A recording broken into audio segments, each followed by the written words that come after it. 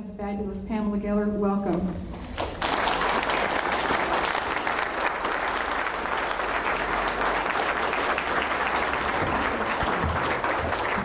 Hi.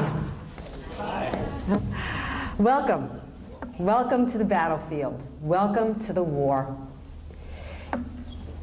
What happened today is not extraordinary. What happened today is not exceptional. What happened today best illustrates what's happening and why I wrote this book. The very idea that a human rights activist dedicated to freedom of speech, freedom of religion, freedom of conscience, and individual rights would be canceled by a hotel that hosts Mahmoud Ahmadinejad, who's promised the annihilation of the tiny Jewish state of Israel, who entertains at the Hyatt in New York, would cancel me in caving to this leftist Islamic alliance is indicative of how very bad the war is. Worse is how few are aware of it. I mean, Americans know there's something wrong, you know, like the Helen Keller and someone moved the furniture. But there is so much deception. There is so much propaganda. There's so much disinformation that you need glasses to see what's happening. There is a war on the truth. And what is truth? Truth is the recognition of reality. A is A. And why is it so important to silence my voice, to silence Robert Spencer's voice, Noni Darwish's voice, Ayaan Hirsi Ali's voice, Wafa Sultan's voice? Because it's important that the truth be kept from you. And yet all you have to do is look around and see that this is a war in the information battle space. This is a war of information.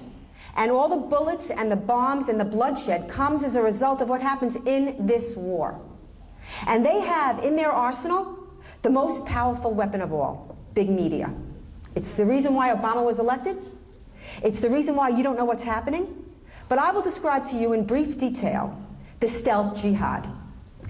The mosquing of the workplace, for example, imposing Muslim prayer times on union contracts, forcing non-Muslim workers to lengthen their day. That's wrong. That's imposing Islam on the secular marketplace. You have a company like Heinz, the ketchup company, by the way, who's been enormously generous to their Muslim workers. Not only do they have Muslim prayer rooms, they have Muslim prayer rugs, but they're being sued. Why are they being sued? They're being sued to stop the line. Stop the line for Muslim prayer times. Now, understand something. In Muslim countries, they don't stop the line. In Iran, they don't stop during the workday to pray. They pray before work, they pray after work. Why? So why do it here? It's to impose Islam on non-Muslims. You see the taxi cab drivers that won't pick up fares, that have alcohol, that have seeing eye dogs because dogs are dirty, dogs are filthy. You see the U.S. Treasury Department. The U.S. Treasury Department giving seminars in Sharia finance a week after we nationalized some banks. Now you'll say to me, what's wrong with Sharia finance, Pamela?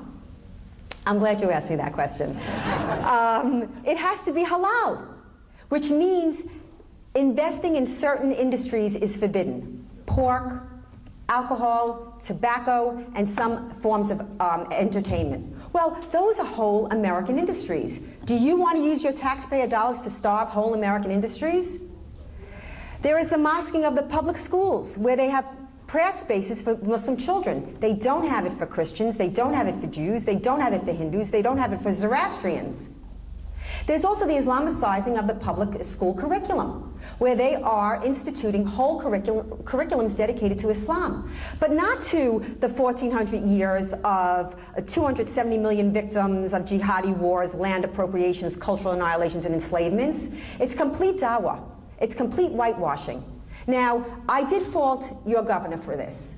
Governor Perry instituted, along with Aga Khan, a complete, and I ran screenshots of all of the lessons. Don't listen to me, judge for yourself. That's another thing you're going to have to do. You're going to have to do your own homework, because you are being lied to. And I don't see curriculums in the public schools for Christians. I don't see curriculums in the public schools for Jews or for anybody else. And for those of you that have children in the school and who see this, and parents see it. Look, just 2 weeks ago, I was contacted by a parent and a columnist in the parents' school. They had a lesson. The lesson was, my name is Ahlima. And Ahlima is a young girl in Saudi Arabia. And the lesson is about how wonderful it is to be a young girl in Saudi Arabia. Hello? And how wonderful it is, polygamy is, and how wonderful it is to be the second wife. Because the first wife, she has to do all the dinners, she has to go out socially, and Ahlima's not a social girl, and how great that she doesn't have to do it and she can be a stay-at-home wife. And she goes on to say that she loves the burqa, and she feels sorry for all those, quote, horribly, immodestly dressed Western women. And the last line of this lesson in the public school of Georgia is, how fortunate we are to have the Sharia. Now understand something. I know how I'm painted. I know I'm painted as a racist, Islamophobic, anti-Muslim bigot. I know that if you talk about this, even this much, a racist, Islamophobic, anti-Muslim bigot too. Why? Because this is the way they silence anybody that speaks to this issue. This is the way they enforce the blasphemy laws of the Sharia in this country. The media refuses to touch this subject. In Muslim countries, blasphemers, anyone who offends Islam, anyone who insults Islam, anyone who criticizes Islam, is put to death. Here in the West, Europe, Canada, and the US, your character is assassinated. You are demonized, you are marginalized, you are rendered radioactive. You are canceled at a small hotel in a small Texas town. Regularly. You must be aware of what is happening to you. Have any of you been to Europe lately? You want a cautionary tale? Look to Europe. This is not anti-Muslim. I speak for all human beings, including Muslims, especially Muslims who fled Sharia, who fled Muslim countries to escape the most oppressive and radical ideology on the face of the earth. Who speaks for them? Do you ever hear from them? Do you ever hear from them in the media? Does PBS ever do a special? When a young Christian convert out of Islam, teenage girl, left Islam and was afraid to tell her family, but was outed by her mosque, the Noor Mosque in Ohio, who was spying on her, told her parents that she had converted out of Islam, and her father threatened to kill her. So she ran away. And I remember when I first got the story, because some people in Ohio sent me the story, and they're like, it was from her friends, said, we're worried about her because she converted out of Islam. So I remember saying to Spencer, I said, you think she's alive? You think she got out? He said, they never get out. So imagine my joy, really, when she was found in Florida. And what ensued was this case to bring this girl back to this deadly household. She was painted as some radical, crazy Christian fundamentalist. It was disgusting. She was a young, sweet girl, virtuous, straight-A student. Meanwhile, millions of girls run away. They're doing drugs, they're selling their bodies. Nobody's looking for them. But this girl, this sweet little virgin, straight-A student, AP, the whole country's looking for her. Well, they dragged her back. They did drag her back to Florida. I mean, they did drag her back to Ohio. And mind you, while I was in Florida, I would see these buses. These bus ads, I'm sure you've seen them in Texas. Why Islam? Come to Islam. Proselytizing for Islam. And I saw these buses and I said, what about those that want to leave Islam? So I started an ad campaign. I took their ad and I said, leaving Islam? Is your family threatening you? Is there a fatwa on your head? Go to refugefromislam.com. Well, let me tell you. Yeah, that's right. They need help.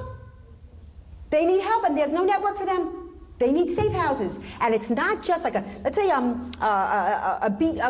wife that's beaten needs to escape her husband. Here, many times they need to escape not just their families, but the mosque and the community. They need help. Nobody speaks for them. And when they do come out, like a Rifka Barry, they're completely destroyed in the media. Completely. Noni Darwish, a former Muslim. Wafa Sultan, a former Muslim. Ibn Warq, a former Muslim. Systematically destroyed. Their voices are never heard on college campuses. And of course, that became a story too. The bus ads became a story because it was offensive to Muslims. I said, how is it offensive to Muslims? If I did an ad for housewives that were beaten, it's like all the husbands saying, hey, I'm offended. Am I wrong? When they say that I paint all Muslims with a broad brush, it's not true. First of all, excuse me, but I don't have to congratulate somebody for not wanting to kill me. I expect that. That's my bar. But clearly there's a problem with this ideology. There have been over 18,000 Islamic attacks since 9/11, each one with the imprimatur of a Muslim cleric, each one with a mosque behind it, but nobody will talk about that. The whole jihad against Israel.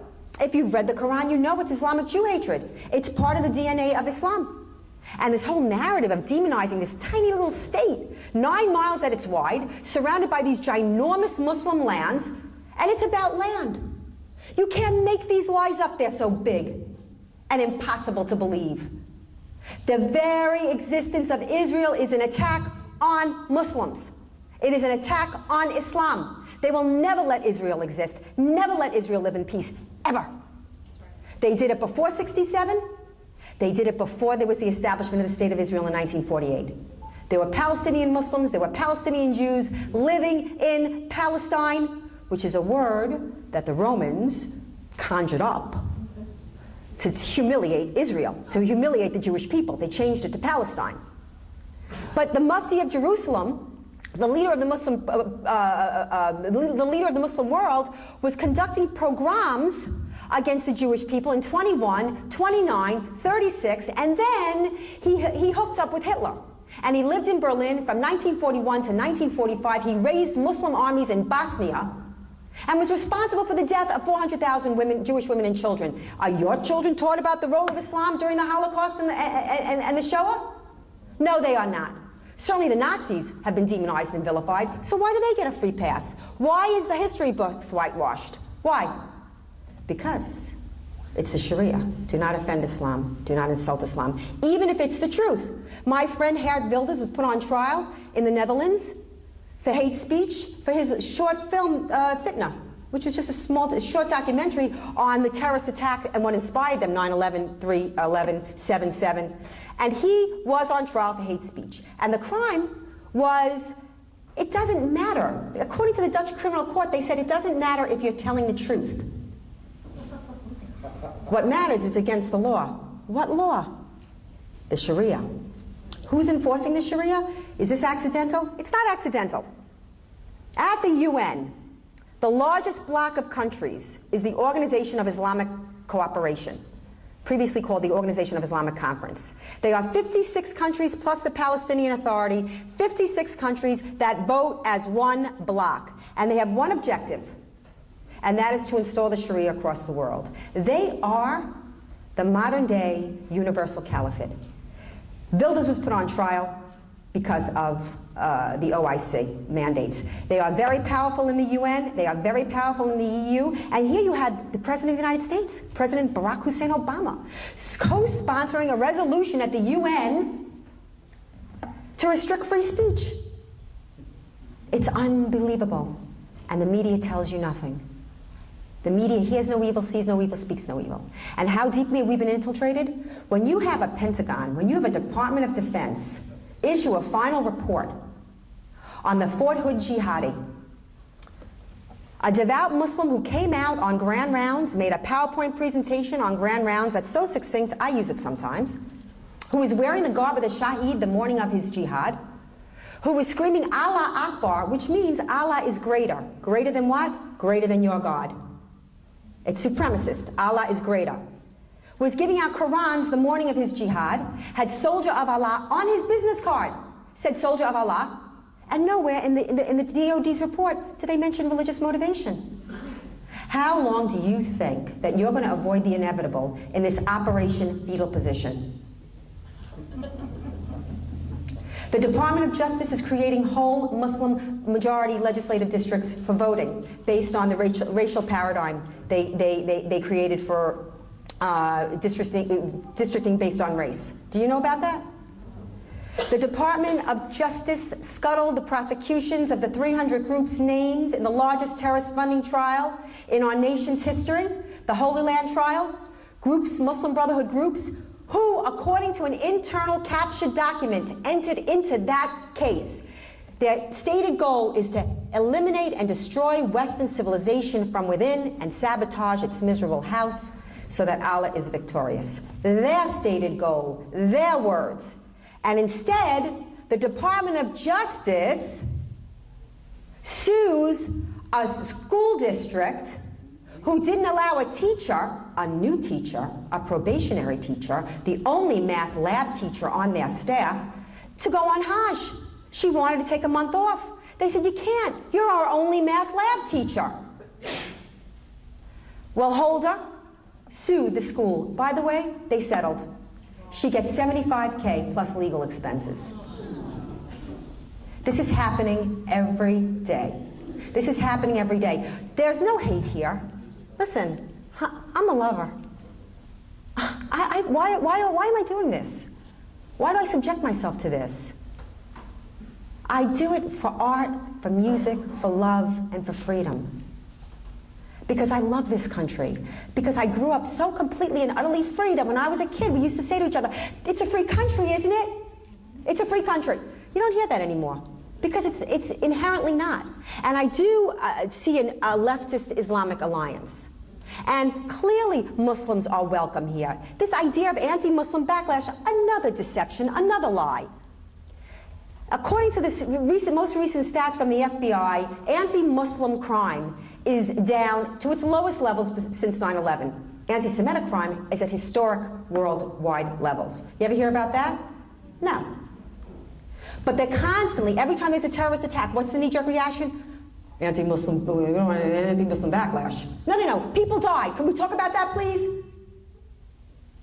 This is a war in a battle of information, and the media is complicit. The media is dangerous, and that's why each one of you is so critical.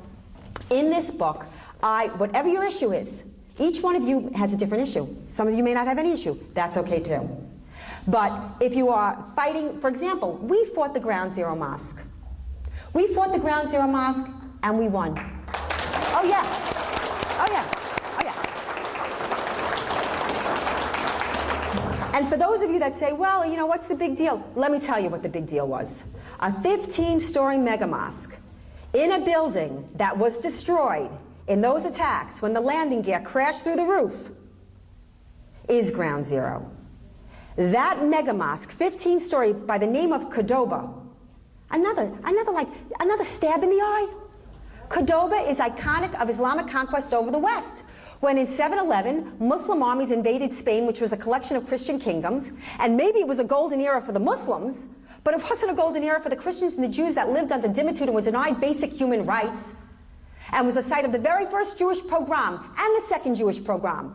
That's the name of the Ground Zero Mosque. And let me tell you something else. There has never been, in the history of Islam, a mosque of reconciliation and healing built on the site of a jihadi attack. But we have tens of thousands of examples of Islamic supremacist mosques, triumphal mosques built on the cherished sites of conquered lands. The most obvious, of course, is the first temple and the second temple, the Dome of the Rock, the St. Sophia, the most exquisite and extraordinary church in history, is a mosque. That should be a church. Give that back. Give that back. And tens of thousands of Hindu temples, tens of thousands of Hindu temples. So you're going to tell me that a 15-story mega mosque looking down on the sacred ground that was covered in blood and ash is reconciliation and healing? And even if they didn't know, let's just say they know now. Just because you can build something doesn't mean you should. And even, look at the Pope. When they were going to build a church across from Auschwitz, and this caused an enormous amount of grief, the Pope withdrew the church. Did he have to? No. It's decency. It's human compassion. Where's the reciprocity? We're constantly being schooled about this hypersensitivity in the Muslim world. Do not offend Islam. Do not run the Danish cartoons, and no media around those Danish cartoons. And then when South Park did an episode where they put Muhammad in a Huggy Bear costume because you can't show Muhammad, there was a fatwa on their head. And Comedy Central bleeped out the word Muhammad. Have we lost our collective minds? Gets better. So now a little girl in Seattle, young, probably liberal, who's a cartoonist, she loves the show, Comedy Central, loves the show South Park. She says, well, let's everybody draw Muhammad Day. I guess she was thinking they can't kill us all. And within 24 hours, she's got a fatwa on her head. Now, she was clearly out of her element. She didn't know what she was doing, so she retracted. Never, ever retract. The smell of weakness is like blood to sharks. Not only did the FBI insist that she go into witness protection, this cartoonist had to give up her name, her job, her home, at her own expense. And I'm going to ask you, how many here have ever heard of Molly Norris? One hand. She should be the poster girl for free speech. She should be on the front page of every newspaper in America. And yet you haven't even heard of her. It's outrageous. It is outrageous. The reason why I wrote this book is because you can fight. If you look at the Ground Zero Mosque, you had the president supporting it.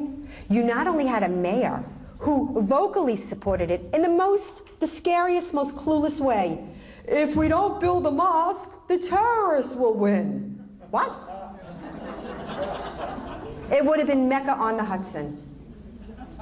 That's what it would have been, Mecca on the Hudson. You know, when they find these jackets, we've been getting, you know, the Hezbollah has been using the narco transit routes. Well, you should know the narco transit routes in Mexico. Why do you think you're seeing an increase in beheaded decapitations? Where do you think that's coming from? That's a religious ritual slaughter. You didn't have that in Mexico before. Even this latest attack, the Iranian attack on the Saudis and Israel. Interesting. That's a very interesting. Now, some people say, I don't understand that. Let me tell you what that was all about. Listen, the Islamic world, the Islamic supremacist world senses the vacuum. There's a vacuum because America's abdicated her role under this president. He's relinquishing American sovereignty. In my book, my first book, The Post-American Presidency, the Obama Administration's War on America, I outline his abdication of American hegemony. Evil loves a vacuum. So there's always this constant battle in Islam between the Shia and the Sunni. So the very idea that Iran, which is the leader of the Shia world, would execute the Saudi ambassador on American soil, their #1 patron and ally, and blow up the embassy, and of course the Jews too, because it's not a party if you don't kill the Jews, would be a huge message, a loud message to the world of supremacy and domination. And again, I applaud the thwarted attacks. How many attacks have we had in this country? And what bothers me is that just because they don't get it off doesn't mean it wasn't serious. There's some kind of a disconnect. There's some kind of a disconnect. We're constantly thwarting Islamic attacks, and you're not allowed to say the word jihad. If you ask anybody on the street, what are we doing, who are we fighting in Iraq and Afghanistan, they can't answer you. It's very simple. It's jihad. That's it. It's not complicated. And Obama partnering with the Taliban, it's shocking. They're gassing girls' schools that we're building, gassing them. And where are the liberals? Where are the left? I mean, when I go to these anti-Israel rallies and I see Queers for Palestine, I am still stunned by that. You know what they do to queers in Palestine? They take a razor all around the face and they pull the face off. You know what they do to gays in Iran? They hang them in the public square on cherry pickers and leave them there to rot so that you get the message. And where's the left? Incredible to me that the left would shut down the liberals, which again, another word that's been completely inverted. Every word means the opposite of what it means. Occupation Chicago is holding a peaceful protest Okay? Peaceful protests where they're calling for the destruction of Israel, and Obama's pal Rashid Khalidi is speaking, a virulent, notorious Jew hater and inciter to genocide. And again, I have to say, you know, I don't get it. Why isn't America asking Obama why we're sending troops into Africa? Africa?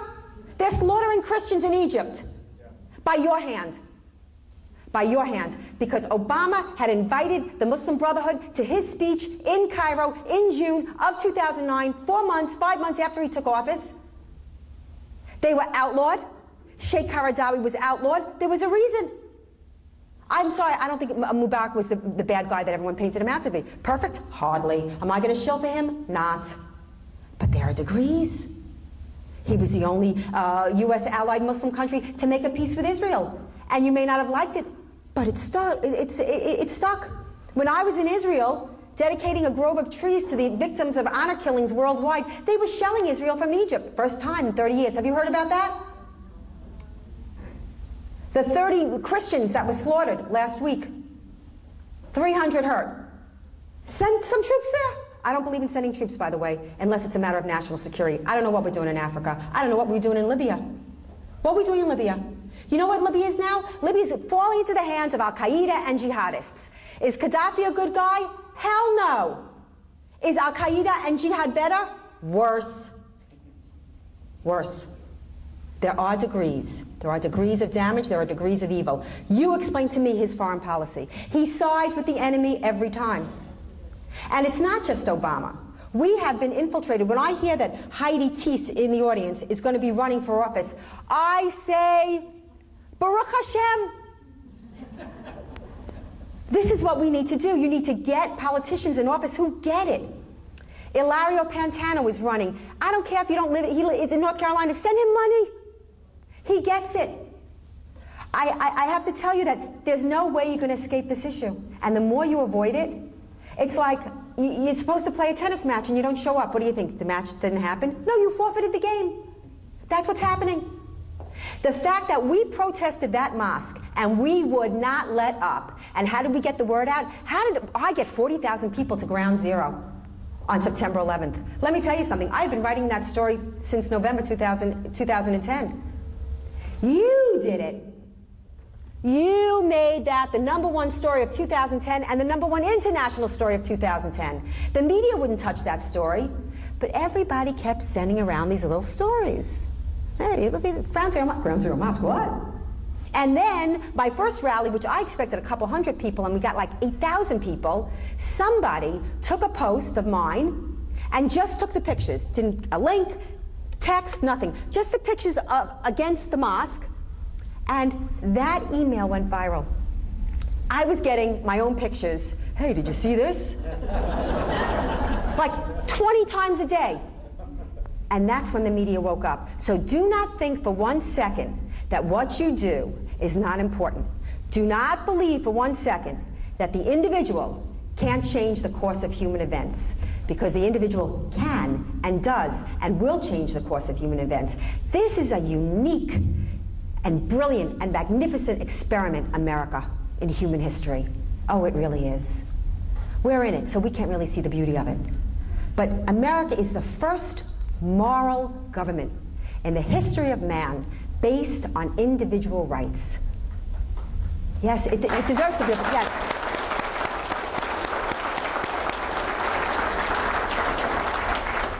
The first. And everything noble and brilliant and magnificent we achieved was a logical fidelity to that principle. That's what I'm fighting for. I'm not fighting against anything. I will oppose anyone that dares to take my freedom. I will not live for the sake of another man, and I will not ask another man to live for the sake of me. And it's important that you get involved in this fight. You say, how? Well, I will tell you how. I'm glad you asked me that question. When you wake up in the morning and you rub the sleep from your eyes, first thing you ask yourself, what am I going to do today to save the Republic? I don't care if it's just sending an article around. When you throw that little pebble in the water, you send it around, she sends it around, he sends it around. That's it. We are our own media. We are the media of one. And I know it's difficult, and I know it's a leapfrog, and I know, listen, you see the Muslim Brotherhood groups are actually getting the FBI to stop talking to anyone critical of Islam, no matter how heralded the scholar. From Ibn Waraq, to Robert Spencer. So what is this? And then in the schools, when your children are taught that curriculum, you are disarming the children. You are disarming law enforcement, and it all comes down to you. It doesn't have to be this way. It's certainly winnable. You will not like what comes after America. You won't. So I left some time for question and answers. There is so much more that I could tell you. Like, I didn't even discuss the litigation jihad, like the $10 million lawsuit that was filed against me by Rifka Barry's parents' attorney, the Christian convert I told you about that escaped. I was a very big public advocate for her. $10 million lawsuit. And if David Yerushalmi and Robert Muse of the Robert Moore Law Center, send those guys a check, didn't represent me pro bono, over $350,000 in legal fees. He dropped the case because there was no case, and the judge, it was total freedom of speech. It was a total freedom of speech issue. I had filed a motion to dismiss. They never ruled on it. They never ruled on it. You must be proactive. Right now in the New York subway system, they are running ads that call for the end of U.S. aid to Israel. They're anti-Semitic ads. They're clearly anti-Semitic ads, as if the U.S. aid is somehow an impediment to peace. Again, the big, Hitler called it the big lie. Tell the big lie often enough, it becomes the truth. So I submitted my ads. This was my ad. It was one line of text. In any war between the civilized man and the savage, side with the civilized man. Support Israel. Defeat jihad.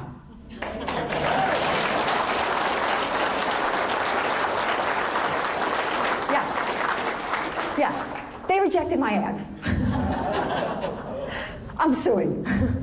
That's true, I am, I'm suing. Yeah. So you need to understand you're not bad for loving good, because that's what it is. It's the hatred of the good for being the good. You're not bad for, do not let them shut you up. This is the key. The key is shutting people up. Read the Qur'an. And don't buy a whitewashed version. The closest version in English is Dawood, D-A-W-O-O-D, Penguin Books. Read it for yourself. But every time they cite Quranic chapter and verse, every time they're blowing themselves up, they're not all misunderstanders of Islam, I assure you. The reason why I wrote the book is you do need to know how to fight the fight. It's difficult. The media is your enemy, so when you're doing these things, if they talk to you outside, they're looking to get you to say one thing that they can parse, and then paint the whole, well, your Tea Party. Do I have to tell you?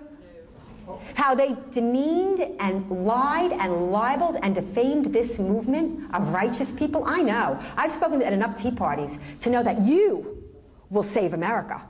Oh, yes. And how they're glamming up this movement in Wall Street. You should see. I live there. You should see. It is vile. The signs are vile. They're attacking the police. And then when the police go to push them back, that's the shot you see on the front page of the New York Times. Trust me on this. First of all, there have been 1,500 arrests, right? Trust me. It should be 10,000. They're not arresting them. They're getting away with such lawlessness. If any of you guys did 1/10 of what they were doing, you'd all be in jail. They're getting theirs. They really are. And now they're marauding mobs all over the city. They're going from Times Square. Next they're going to do, and it's interesting. Listen, I wasn't too unhappy because Zuccotti Park withdrew my permit for my Ground Zero Mosque rally on June 6th, D-Day. Yeah, they withdrew it. Now let me tell you, my people, they leave the place cleaner than when they got there. You could eat off the street. Okay? Now that same park that said, oh, well, no, the only reason why we're withdrawing it is because, we don't want to get involved in politics. That's where these dregs have set up home. And when I say dregs, they have the most beautiful, like, flower pots that are marble, destroyed. I mean, they destroyed this park. Oh, yeah. Oh, yeah. So be careful. Be careful how, and that's why I want to say to Hyatt, be careful who you side with. because that's going to come back to bite you. The left, too. The left thinks, why does the left love this? I know why the left loves this. First, because the left always aligns itself with whatever totalitarian ideology there is of the day. If it wasn't Stalinism, it was communism. If it wasn't communism, it was the National Socialist Workers' Party. Who's the National Socialist Workers' Party? The Nazi Party. They say it was right wing. No, it wasn't. It was left. And now this. The Sharia is the ultimate weapon in which to control the people. The ultimate weapon. That's why I think they like it. The restriction of free speech, the left loves to shut us up. So they use that. They don't, believe me, they will be eaten alive. They have no idea. They think that I know what they're thinking. They think, look, we'll just use these. We'll use these tools. They are the ones that are being used. Just look at Europe. Europe has no-go zones. The police cannot enter. Firefighters cannot enter unless there's a staged incident where it's staged to lure the police in, attack the police, brutally attack the police. And that's how they get the message across. And if you go into these towns, if you drive through, it's all men on the street, women are covered from soup to nuts, like that Kim Kardashian wearing a burqa in Dubai. I ask you, no, let me tell you why it's so incredibly reprehensible. She's an Armenian. She's an Armenian. Now, the Mufti of Jerusalem, who I told you about, the leader of the Muslim world that, was responsible for the death of hundreds of thousands of Jews, you know where he cut his teeth? He was an officer in the Ottoman Empire, the Ottoman army. He cut his teeth at the Armenian genocide, which resulted, as you know, in the death of 2 million Armenian Christians. So I urge you to do your homework. I urge you to talk to your kids. There are no young people here. They're like this mindless generation of bots. Not all. Not all. I see young here. Yeah, look, but 1 to 1,000. I know. I love you because it takes incredible courage for you to be here. It takes incredible courage. It cannot be easy. And I think they're attracted to this movement because this is like their Woodstock. You know, like when I was a kid, we would go see Stevie Wonder. You know, there were great, music festivals. What do they have? Lady Gaga? What do they have? What do they have? And there's no. I have an ear for music. I mean, it's not that it's not a generational thing. There's no music.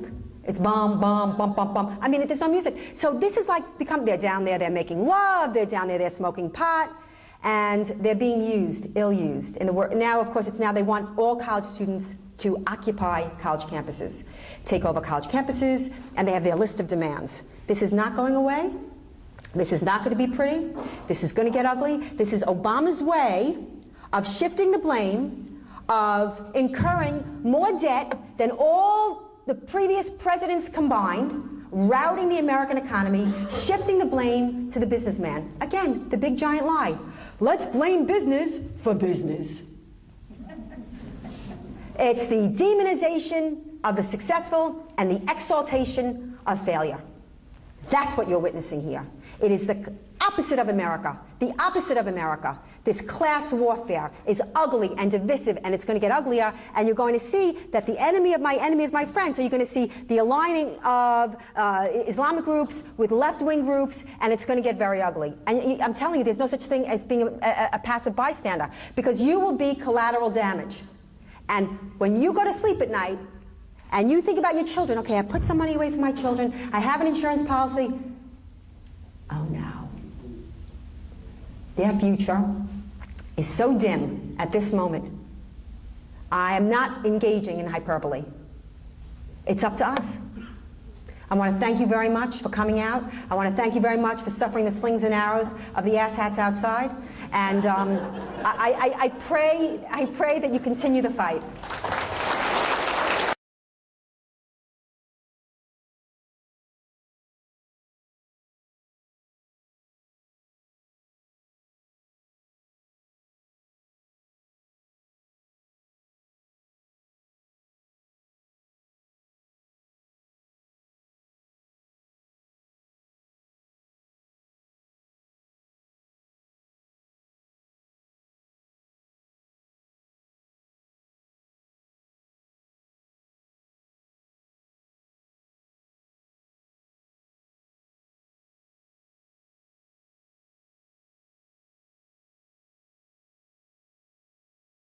Hostile and evil force, both in Europe and clearly in the Middle East, and now America.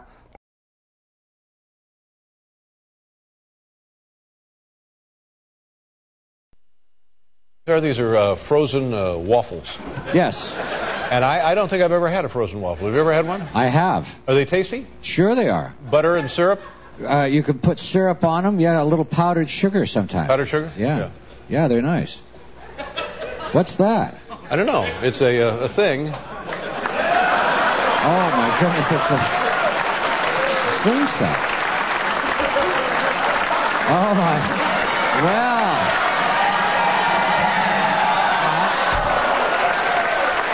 Wow. Where'd that go? Just right in front of the desk, Yeah. Okay. Be careful. I don't want to hurt anybody. Well. You see that thing? It went with the speed of light and traveled about 1.5 feet.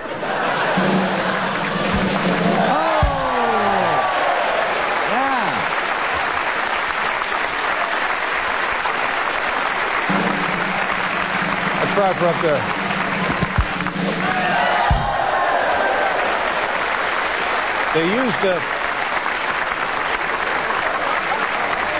They used something very similar to this in the Civil War. Were you aware of that? Oh! All right. Okay. Right up there. Caught the woman off guard up there. I think I might have fractured her cheekbone. Well, with the frozen, are they frozen? I'm begging you, no lawsuits. Yeah. All right, we'll try one more, frozen. and then we'll put it away. Try one. I certainly hope so.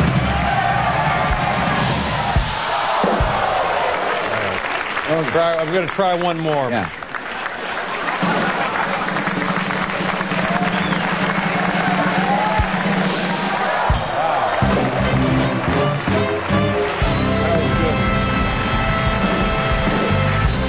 Okay, all right, thank you. So, we know we have that. At the very least. If nothing else happens tonight, we go back to the waffle. I understand. Because that seemed to be a huge hit. Yeah. Hey.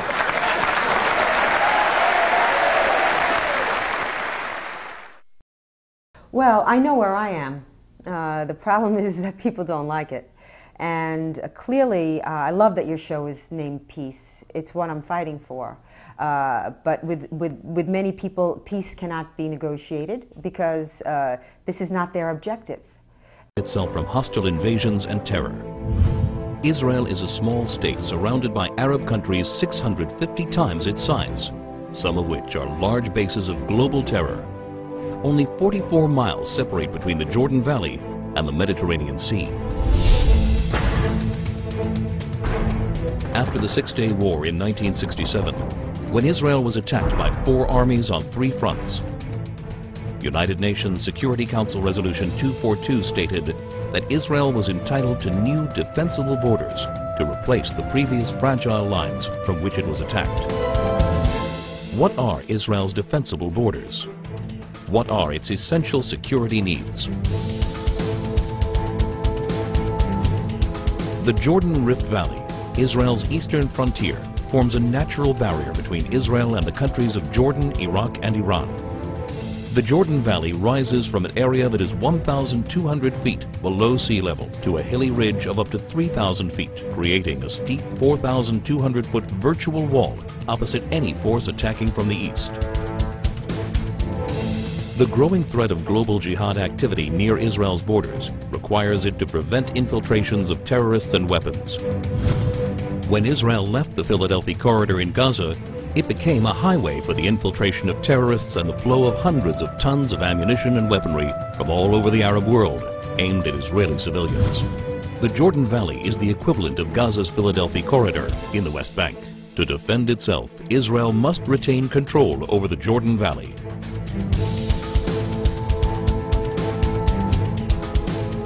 This is Israel's mountain ridge, rising up to 3,000 feet. It dominates Israel's major coastal cities, where more than 70% of its population, 80% of its industry, and all of its airfields and seaports are located. Missiles launched from the Judean hills pose an immediate threat to Jerusalem, Israel's capital. Israel's only international airport, Ben Gurion, would be in the range of even primitive rockets. while all planes taking off and landing would be threatened by shoulder-launched anti-aircraft missiles. More advanced weaponry would be able to hit virtually any point in Israel. If Israel were forced back to the 1949 armistice lines, the Green Line, the country's width would be reduced to a narrow 9-mile waistline that would be impossible to defend. That's why any future arrangement must include Israeli control over key areas of the mountain ridge and a demilitarized Palestinian state. Israel's narrow borders means a combat aircraft can cross the entire country in under 4 minutes. In less than 2 minutes, an enemy plane could penetrate the country's airspace via the Jordan Valley and reach Jerusalem.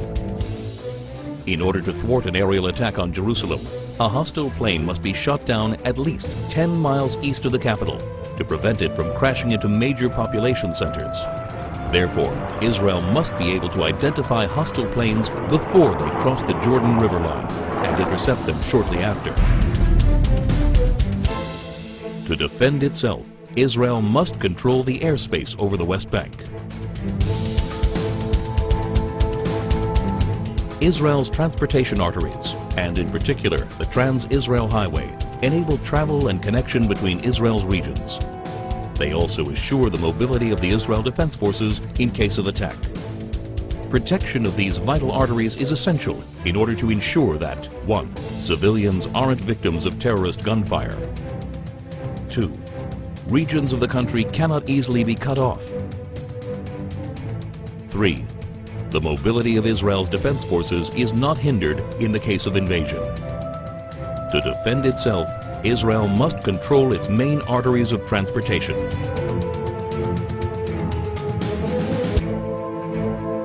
There is enormous uncertainty about future trends in the Middle East.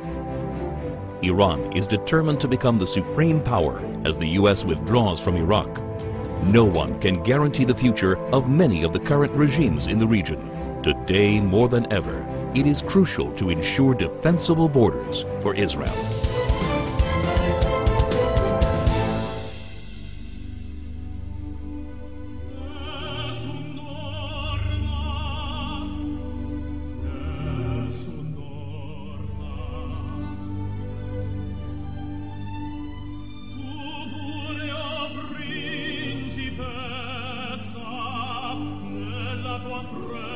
We are seeing an increasing hostile and evil force, both in Europe and clearly in the Middle East, and now America. Well, I know where I am. The problem is that people don't like it. And clearly, I love that your show is named Peace. It's what I'm fighting for. But with many people, peace cannot be negotiated because this is not their objective.